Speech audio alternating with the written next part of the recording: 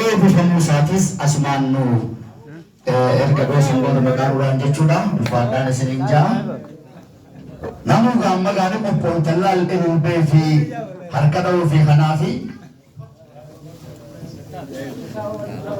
jidduun seenaa abbootiin gadaatii fi abbootiin amantiitis bakka bu'aa ugaazaa hameemee akkamiin nuuf hojjetaniif hiigaa irratti argamuudhaaf asitti nuuf argameetii jira.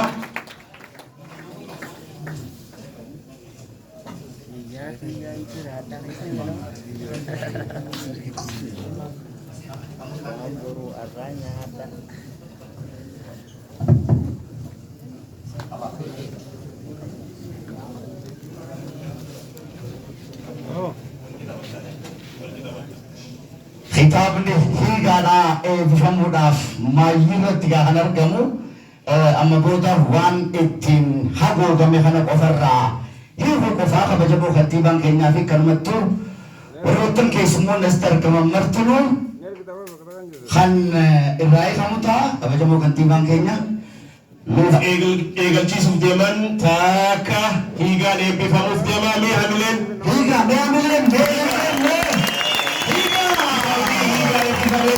kabajamoo kantiibaa bulchiinsa Dirreedawaatiin akkanumatti keessummoota kabajaa waliin ta'uun eebbifameeti jira. Hamileen ni xiqqaata. hamileen ta'an jirre eegaltuu heesi hiigaa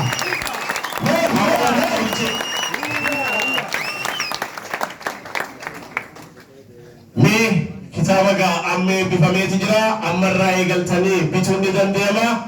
bulchiinsi Dirreedawaa akkuma dhibba lamaan kitaaba kana biteeti jira. deeggarsaaf hamileellee san duratti obboleessi keenya kan reefuun tana kantiibaan keenya baay'eessaa jeen qarshii miliyoona tokkoo fi sambira kutuudhaan ammas barreessaa kitaaba kanaa hojiin isaa naqabde jechuudhaan balaa miliyoonii jirti.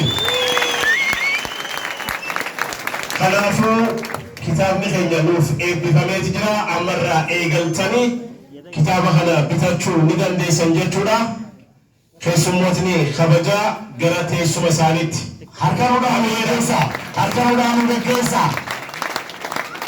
kaayoo meettoodhaa nyaata aadaa fituudhaan kan ganamaan nutti argamtanii galatoomaa isiniin jenna. iddoo isaanitti nuuf deebisa harkadhaa harkimmoo irratee jiranirra gammachuu guddoo jira harkaannarra harkaannaa dabaala.